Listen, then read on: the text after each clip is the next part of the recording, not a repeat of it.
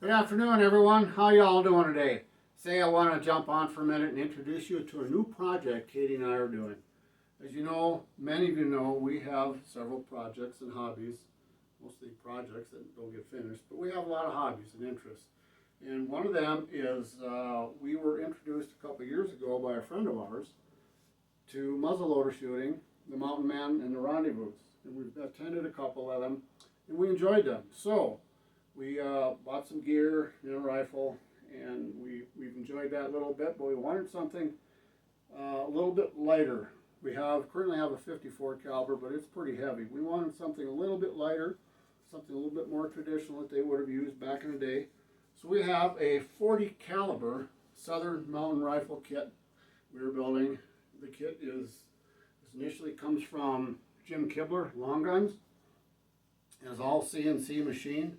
The wood is curly maple with a gray pattern on it. It's going to be gorgeous when it's finished. You can see the detail. Maybe you can, maybe you can't. I don't know where he cuts it out for the lock, because it's a flint lock, where everything goes together. This thing is beautiful.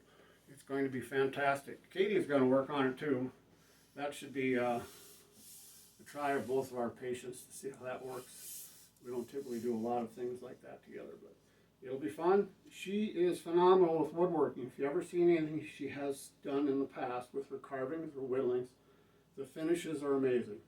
So once we get it all fit and put together, we take it all back apart, and then she will take it from there and work on the wood finish and make it pop, and we put it all back together, and then we'll go shooting. So I will keep you posted as we go. Right now, it'll probably be on my real estate YouTube channel that we're revamping anyway. So it'll probably go on there for right now and mix in with those. But we'll keep you posted as it goes together. Thanks a lot. Bye.